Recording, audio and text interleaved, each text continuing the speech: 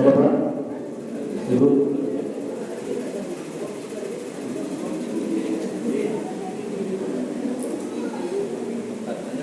Ada? Ya, silakan Pak.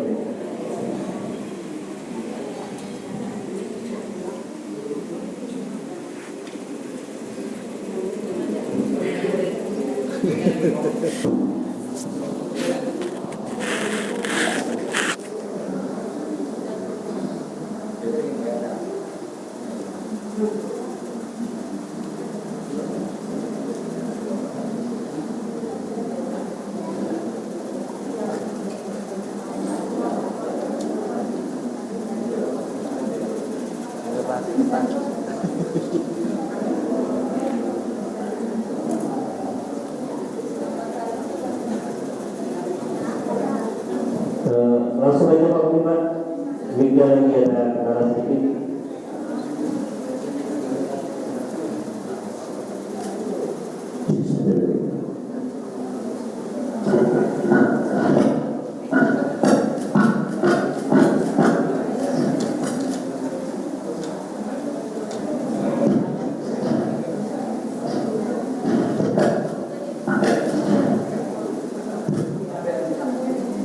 Assalamualaikum warahmatullahi wabarakatuh.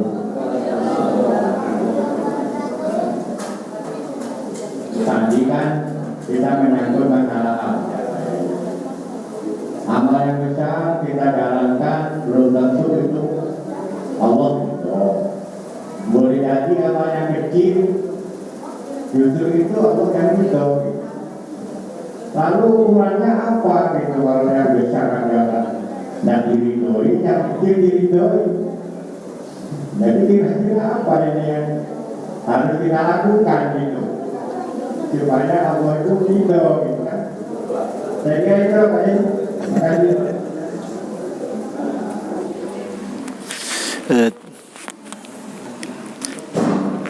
Terima kasih. Jadi keterangan tadi maksudnya Pak ya, poinnya kita jangan sekali-kali meremehkan amal kecil. Bukannya kemudian mengabaikan amal besar, bukan. Bukan pengertiannya itu kemudian kita boleh mengabaikan amal yang besar, bukan. Tetapi adalah intinya keterangan tadi adalah kita sekali-kali tidak boleh meremehkan amal yang kecil. Karena bisa jadi amal yang kecil itu bisa jadi, bukan pasti loh. Bisa jadi adalah amal yang kecil itu pas ketepaan, malah pas sayangnya Allah kepada kita. Sehingga meskipun melakukan amal kecil begitu sangat bernilai. Meskipun kita melakukan suatu amal yang besar, tetapi kalau Allah pas tidak memberikan rahmatnya kepada kita, ya biasa-biasa saja. Makanya itu adalah ada ungkapan kaitannya dengan nanti ketika ke tasawuf. Ketika ke tasawuf adalah kita itu ketika beramal harus benar-benar ijtihad. Jadi ya alladzina walladzina jahadu fina lanahdiyannahum. Dalam masalah takdir itu kan ada masalah 4 pokok. Masalah taat, masalah maksiat, masalah masalah nikmat, masalah musibah. Nah, kaitannya dengan masalah taat, ketika orang itu sudah ditakdirkan oleh Allah menjadi orang yang taat, harus sangat hati-hati.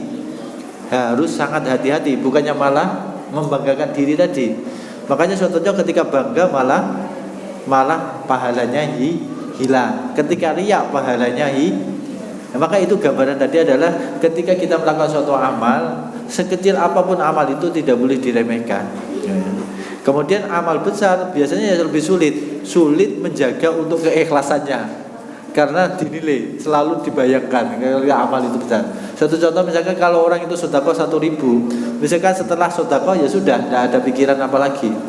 Tetapi kalau sedekah itu sampai ratusan juta, mungkin terbayang-bayang terus di dalam. Di antaranya mungkin secara akliyahnya seperti itu. Tetapi keterangan tadi kembali tetap saja jangan mempunyai persepsi kita boleh menyepelekan amal yang besar. Jadi ya. Baik. Yang lain Pak? Ya, saya.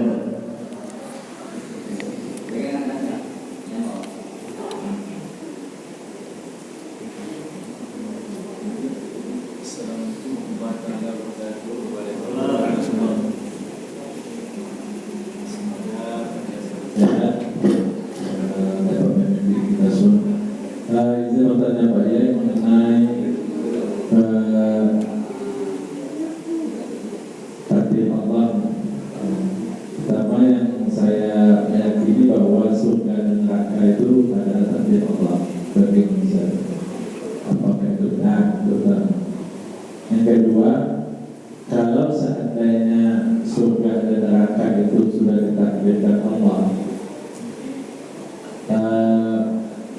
di manakah keadilan Allah? Artinya Allah itu Maha Adil. Banyak orang kadang beribadah beribu-ribu tahun misalnya, tapi pas meninggal suruh bagaimana? Karena satu kejadian saja dia maksiat suruh bagaimana? Ada yang berbuat maksiat sepanjang hidupnya, tapi ketika rahmat Allah pada saat dia meninggal itu mengucapkan la ilaha illallah, dia bertobat kepada Allah, malah mendapatkan husnul khatimah. Nah, bagaimana itu Pak ya? Mohon penjelasan Pak ya. Terima kasih. Terima kasih. Jadi mungkin kami tidak bisa menjelaskan secara detail Pak ya. Cuma hanya isyarat-isyarat saja.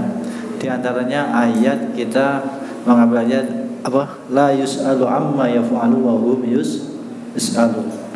Sebenarnya kita sebagai seorang hamba tidak ada wewenang, tidak ada hak sedikit pun untuk menanyakan apa yang telah diperbuat oleh Allah. Itu satu itu adalah la yus'alu amma yaf'alu wa hum yus'alun. Kaitannya dengan takdir itu kan perbuatan Allah ya. Ketetapan dan takdir Allah itu adalah perbuatan Allah. Semestinya secara hakikinya adalah la yus'alu amma yaf'alu wa hum kita tidak ada hak istilahnya, tidak ada hak untuk mengomentari kaitannya dengan apapun yang telah diperbuat oleh Allah. Kemudian kaitannya dengan masalah keadilan, mungkin secara lahiriahnya, bayangan kita gini. Ini untuk bayangan kami tapi ya. Nanti mungkin bisa diada dengan yang lain. Siapapun yang diciptakan oleh Allah itu kan milik Allah. Siapapun, manusia siapapun, dan itu adalah milik Allah. Ketika semuanya itu adalah milik Allah, maka ya terserah Allah. Orang melakukan maksiat itu adalah menciptakan Allah, yang menciptakan ibadah juga Allah, yang menciptakan orangnya juga Allah. Allah mau berkehendak apa-apa atau mau melakukan suatu apa-apa kan tidak ada urusan. Mungkin diantaranya gitu. Ini akliyah kita tapi ya, akal kami adalah sebenarnya adalah wallahu khalaqakum wa ma ta'malun. Allah yang menciptakan kita, Allah yang menciptakan amal perbuatan yang kita lakukan. Kalau kita yang taat itu yang menciptakan Allah, taatnya juga yang menciptakan Allah. Kalau orang maksiat itu juga yang menciptakan Allah, maksiatnya juga yang menciptakan adalah Allah. Nah, mau diapa-apakan yang terserah, punya Allah. Tapi ini pikiran kami. Apakah keadilan itu apa? Jadi makanya sebenarnya pokoknya secara akidah adalah kita tidak boleh menanyakan perbuatan Allah. Kita juga tidak boleh memikirkan yang sampai nanti justru akan mengarah pola pikir kita malah menyalahi akidah. Menyalahi akidah. Masih ada Pak? Ini Pak.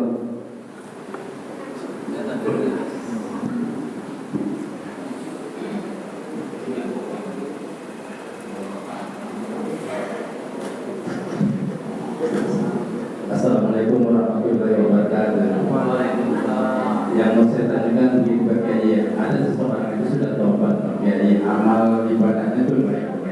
Pada suatu saat dia dengan bangganya menceritakan kemaksiatannya Pak Kiai.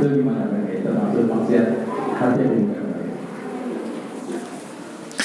Yang kami tahu adalah manusia itu tidak boleh menceritakan dosanya, Pak ya. Terkecuali kalau hanya untuk sebatas mencari fatwa ataupun nasihat. Tetapi kalau hanya sebatas hanya untuk apa? Dicerita-ceritakan itu sebenarnya tidak boleh. Nah, sebenarnya tidak boleh. Tetapi kalau dia mengingat boleh. Mengingat maksudnya adalah untuk menumbuhkan sifat khaufnya kepada Allah, itu boleh. Jadi dia ingat dosa supaya dia bisa menangis, wah nanti kalau dia diampuni Allah bagaimana, supaya lebih bersemangat dia taat lagi. Nah, itu boleh mengingat. Tetapi kalau diceritakan kepada orang lain sebenarnya tidak boleh. Ya, baik Pak, pertanyaan dari Ibu dulu. Assalamualaikum Pak Yai, bersemangat melakukan ibadah karena kawan ataupun cuma ikut-ikutan, apakah itu termasuk maksiat hati? Terima kasih Pak Yai. Terima kasih. Jadi apa istilahnya? Kalau dia mengikuti kawan itu belum tentu dikatakan apa istilahnya? Belum tentu Pak ya. Belum tentu dikatakan itu adalah riya. Kalau kaidahnya riya itu tadi Pak ya, yaitu menampakkan amal ibadahnya, ditampakkan kepada orang lain, dan tujuannya dia ingin dipuji, tujuannya dia ingin mendapatkan kedudukan, ataupun tujuannya dia ingin mendapatkan suatu materi. Kalau tidak ada tujuan seperti itu, maka belum bisa dikatakan riya. Jadi riya itu kaidahnya adalah dia menampakkan amal kebaikannya ditampakkan kepada orang lain, tapi tujuannya adalah biar dipuji, ataupun ingin mendapatkan suatu kedudukan, ataupun ingin mendapatkan suatu materi. Itu baru dikatakan riya. Kalau motivasinya dia ikut-ikutan, ya memang kita harus ikut-ikutan kaitannya dengan masalah suatu kebaikan ya. Makanya ada suatu ungkapan Nabi adalah selalulah bergaul kepada orang yang soleh, supaya kamu bisa mengikuti apa yang dilakukan oleh orang soleh ya. Jadi untuk masalah kebaikan memang kita harus ikut-ikutan. Kalau kita belum tahu prinsipnya ya kita ikut-ikut yang baik gitu. Ya. Terima kasih Pak. Setelah kita lanjut pertanyaan dari Ibu. Assalamualaikum Pak Yai, Afwan, apakah termasuk maksiat hati ketika pernah terbesit doa yang kurang baik terhadap pasangan, tetapi karena doa tersebut ada hikmah positif yang didapat? Jadi, apakah termasuk maksiat hati ketika pernah terbesit doa yang kurang baik terhadap pasangan, tetapi karena doa tersebut ada hikmah positif yang didapat? Yang pertama. Yang kedua, mohon penjelasan tentang ihtisab. Jazakumullah khair Pak Yai. Intisab. Terima kasih. Jadi ada sebuah hadis Nabi nih ya. Secara umum itu adalah Nabi pernah menggambarkan laisal mu'min la'an ya. Terkecuali orang itu sudah jelas-jelas dilaknati oleh Allah, maka kita baru boleh. Tetapi kalau orang itu belum jelas dilaknati oleh Allah, maka kita tidak boleh mendoakan buruk. Makanya hadis Nabi adalah laisal mu'min al-fahis, kemudian diantaranya adalah laisal mu'min al-la'an. Orang mukmin itu tidak boleh, bukan sifatnya orang mukmin kalau orang itu suka mendoakan buruk kepada orang lain. Cuma kami tidak tahu apa yang dimaksudkan tadi adalah ketika dia mendoakan buruk ada hikmahnya, itu yang kami belum bisa membacanya. Cuma secara umum adalah hadis Nabi adalah orang mukmin itu tidak boleh mendoakan melaknati yang lain ya. Boleh melaknati yang lain kalau sudah jelas-jelas itu dilaknati oleh Allah. Suatu contoh misalkan iblis kan sudah jelas dilaknati oleh Allah, maka boleh orang mukmin melaknati iblis. Tetapi kalau manusia masih tidak tahu bagaimana apakah orang itu orang baik atau orang buruk, seandainya orang buruk sekalipun, kalau orang itu tidak jelas dilaknati oleh Allah pun kita tidak boleh. Suatu contoh apalagi Bu ya. Tadi kaitannya dengan masalah suami adalah jelas-jelas statusnya itu masih orang Islam. Kita melaknati orang kafir kalau ditujukan pribadi itu pun tidak boleh. Ya, melaknati orang kafir tetapi ditujukan secara pribadi orangnya itu tidak boleh. Karena kalau pribadi orangnya bisa jadi kekufuran itu berubah menjadi keimanan. Suatu contoh misalkan si A agamanya kafir ya. Kita tidak boleh melaknati si A-nya. Ya. Karena bisa jadi adalah nanti siapa tahu si A nanti adalah mendapatkan hidayah sehingga menjadi orang Islam. Ya. Itu orang kafir. Apalagi jelas-jelas lahiriannya orang itu adalah sudah Islam, maka tidak boleh seperti itu. Intisab maksudnya nasab ya. Intisab itu adalah kita tidak boleh menasabkan orang terkecuali kepada ayahnya gitu ya. Maksudnya seperti itu. Jadi suatu contoh misalkan adalah atau masalah masalah terjadinya suatu kehamilan sebelum nikah.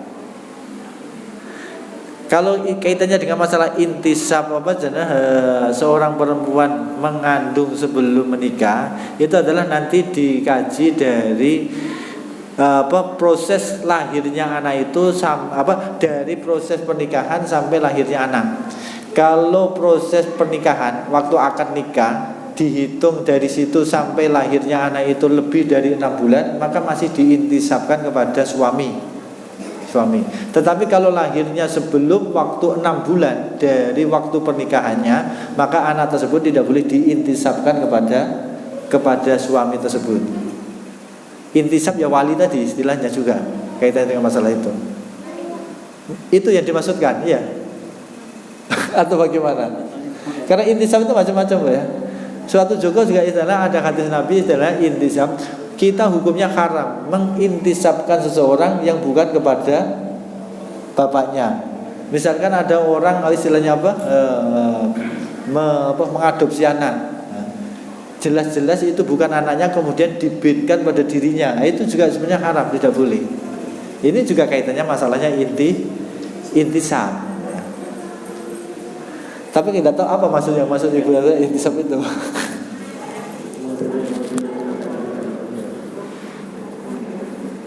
Oke, baik.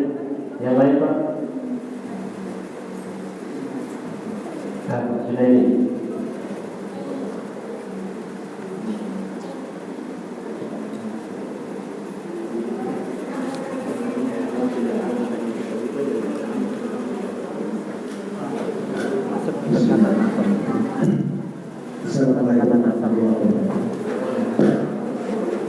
Kami tertarik sekali dengan nasihat hati. Umumnya hampir semua terkena masalah nasihat hati. Begini, ketika ada seseorang mengeluh menderita suatu sakit, kemudian dia bilang, perlu lebih sakit darah tinggi, gitu kan? Lalu kita spontan karena terbiasa, kita sebut saja, itu gampang, obatnya umpamanya rebus saja daun salam, nanti sembuh lagi. Jadi perkataan kita itu apakah termasuk juga bagian dari takabur atau juga menasehati? Jadi kalau kita memberikan kemudahan saja, kita obat itu, makan saja malamnya sembuh lagi. Itu hanya ucapan hari-hari yang biasa terjadi di masyarakat. Dan sekaligus memang orang itu mau sakit banget kan gitu. Nah, itu pertama. Jadi kita harus spontan kita bukan begitu. Maka setiap malam sebut kayak kita. Itu pertama. Yang kedua, umpamanya kita di forum ini sedang membahas masalah kebutuhan masjid ini. Membutuhkan biaya sekian. Lalu kita spontan memberikan anggaplah sumbangan gitu dengan ramai ini dengan tujuannya yaitu untuk memancing kawan-kawan supaya bisa memenuhi daripada kebutuhan materi ini. Sedangkan di suatu hadis pernah kita mendengar bila kita memberi dengan tangan kanan, tangan kiri tidak mengetahui. Kira-kira gimana kedudukan masalah ini? Terima kasih.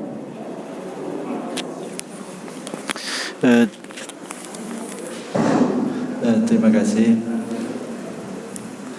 Jadi kaitannya dengan masalah hadis yang memerintahkan ketika kita memberi tangan kanan hendaknya tangan kiri itu adalah intinya bukan masalah menyembunyikan, meskipun itu perintahnya disembunyikan ya. Tapi masalahnya bukan masalahnya pokok bukan masalah menyembunyikannya. Masalahnya adalah bagaimana orang itu bisa ikhlas gitu ya. Meskipun kalimatnya ya tadi memang adalah lahiriah, kalimatnya adalah ketika kamu memberi tangan kanan hendaknya tangan kiri tidak tahu. Itu hanya istilah yang intinya bukan masalah disembunyikan, tetapi intinya adalah bagaimana supaya kita bisa menjaga apa yang kita lakukan itu benar-benar ikhlas, bukan riya. Makanya kemudian istilahnya ada juga hadis kalau yang dilihat yang dilihat secara lahiriahnya nanti malah bertentangan. Nabi juga pernah bersabda adalah man sanna sunnatan hasanatan falahu ajruha wa ajru man amila alaiha. Jadi adalah orang yang melakukan suatu amal kebaikan, maka dia akan mendapatkan pahala dari amalnya sendiri, juga akan mendapatkan pahala dari orang yang mengikutinya, orang yang mempraktekkan apa yang dipraktekkan dirinya. Itu yang tadi dicontohkan adalah di pertanyaan keduanya tadi. Kalau memang tujuannya dia menyebutkan itu supaya orang lain terpancing ikut melakukannya, malah mendapatkan pahala ganda. Dia mendapatkan pahala amalnya sendiri, juga pahala dari orang yang terpancing tadi. Jadi intinya hadis tadi sebenarnya tidak bertentangan Pak ya, karena adalah maksudnya disembunyikan tadi adalah tujuan utamanya itu adalah masalah keikhlasan gitu ya. Bukan masalah harus disembunyikan, tetapi masalah keikhlasan. Yang sama tuh? Yang pertama kalimatnya sebenarnya memang kalimat kafir atau kalimat murtad, tetapi kalau tidak sampai masuk ke dalam keyakinan tidak sampai murtad, karena itu sudah menjadi hukum sunnatullah ya, atau hukum adat ataupun sunnatullahnya seperti itu. Asalkan tidak diyakini maka tidak sampai murtad. Ya sama ya, ada orang lapar, kamu lapar ya sudah makan sana biarin. Seperti itu istilahnya ya. Jadi istilahnya kalau memang itu adalah sebagian dan sudah menjadi hukum sunnatullahnya, diucapkan itu tidak sampai murtad asalkan tidak diyakini. Kalau diyakini ya murtad, karena yang bisa membuat sembuh adalah Allah, bukan obat. Cuma istilahnya sunnatullahnya ataupun kebiasaannya Allah menyembuhkan orang sakit itu dengan obat. Cewek Pak, Mas Pak.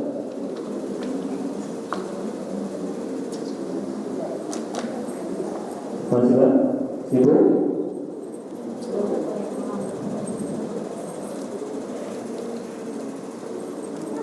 Cukup? Masih? Assalamualaikum warahmatullahi wabarakatuh. Tadi ada bapak saya sampaikan yang di Quran Surah seandainya kita berjanji waktu kita itu mati, sedangkan kita ada sesuatu di keluarga dan sekalian di sini itu apakah betul sahabatnya?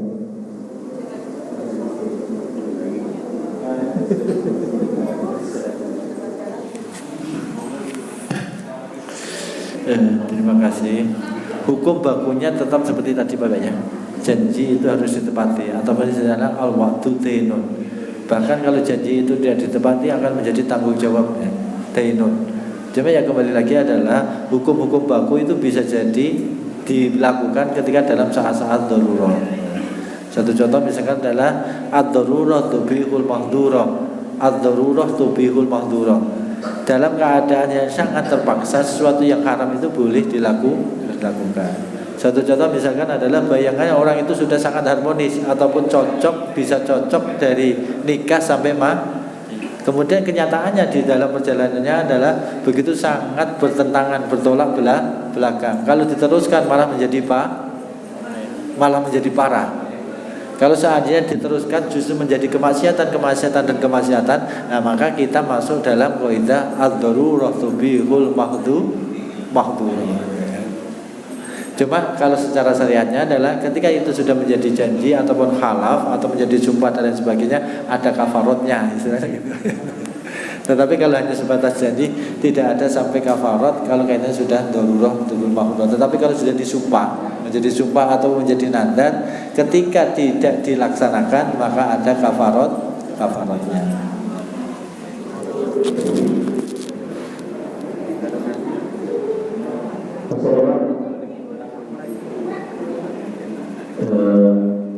Kami tahu pada Bapak-Bapak nanti setelah ini alhamdulillah mengurus masjid dan panitia kajian insyaallah menyediakan makan malamnya Taiwan. Jadi insyaallah kita makan bersama setelah kajian.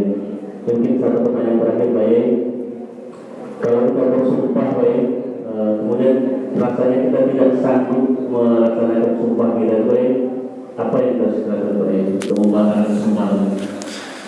Jadi pada intinya sumpah tidak bisa dibatalkan ya.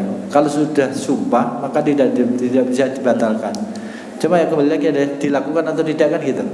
Nah kalau sumpah itu dilakukan berarti tidak ada masalah. Tapi ada hukuman gini. Suatu contoh ada orang bersumpah untuk melakukan suatu yang haram, misalkan ya.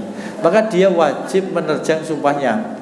Tidak boleh melakukan sumpahnya, tetapi dia harus melanggar sumpah, tetapi wajib membayar kafar. Nah, itu lain lagi. Tapi istilah kaitannya adalah setiap sumpah itu ada efeknya tadi. Ketika dia sudah bersumpah, kalau tidak dilakukan ya harus membayar kafarat. Cuma istilah tidak melakukannya bisa jadi itu adalah tadi ada yang wajib, ada yang sunat, ada yang boleh-boleh saja.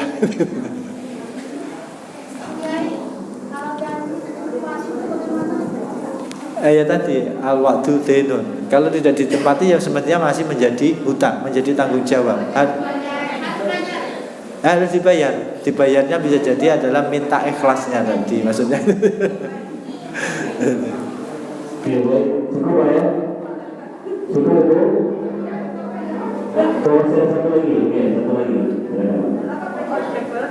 Satu lagi ya.